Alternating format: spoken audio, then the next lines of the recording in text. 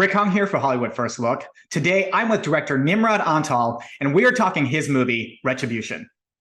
Let's take a first look.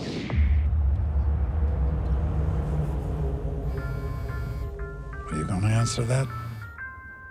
It's not mine. Hello, Matt. Sorry, who is this? There is a bomb under your seat. If you... So I was thinking about this, and when you're talking about movies and you talk about people on the phone, like there's two scary people. One is Ghostface from Scream. And then the other one is Liam Neeson from Taken. So in this one, what I enjoyed about it though is this time you actually get to terrorize Liam on the phone versus him terrorizing somebody else. And so I was like wondering how that was, just like seeing him actually like do his thing on the phone. Well, this is something that's come up earlier as well. In modern day cinema, somehow the leading man has forgotten to show vulnerability in some of these popcorn films.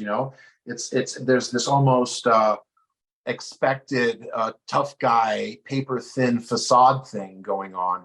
And when you're making a film with Liam, you suddenly realize you can do all that, but you could also interject earnest, heartfelt vulnerability. And in this case, it was that vulnerability, I think, that really makes his character not only relatable, but engaging. And his relationship with his kids, the whole dysfunction that they're going through, I found it to be far more important to the film and far more engaging than I had anticipated going into the movie. So it was a fascinating lesson for me. When he's on the phone, who's spitting lines to him? Or is there someone actually like doing something with him so that he can react? No, that's a great question. So we actually had,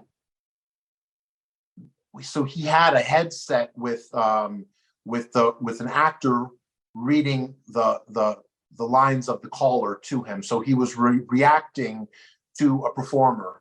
And then I was actually wondering with this, the kind of contained version of it is that, did you have a lot more shot selection than versus your storyboard? Because since they're in the car a lot, it's just boring if you just have it just on one person. And I know that you're cutting, you're doing a lot of different cuts to the kids, to like what's going on in the dashboard, to him, outside stuff. So I don't know if just like your shot selection was just like this like big thing of like, I got to get this, or if it was like way different than your storyboard.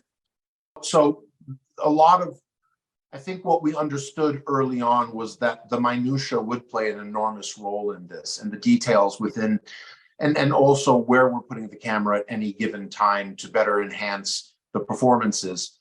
So no, I would say that we had all those shots boarded out pretty early on. Not to say that we didn't discover things along the way.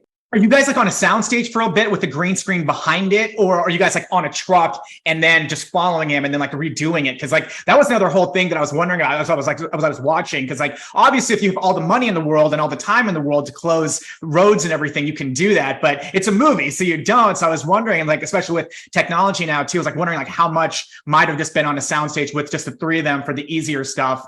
And then maybe like how much of it was like on a truck bed. Cause obviously Liam's not gonna be really driving too much because he's the star. Well, so there were a few different approaches that we used. We didn't use much green screen. I think there was like maybe 1 or 2 days of green screen, but that was more due to pragmatic reasons. We had what folks don't tell you about shooting in Berlin is it rains quite a bit. So we were rained out. We were rained out once, and the volume, which was the projected background, which is this new technology that we were also incorporating, had not been set up quite yet. So to answer your question, we had like maybe 1 or 2 days of green screen work.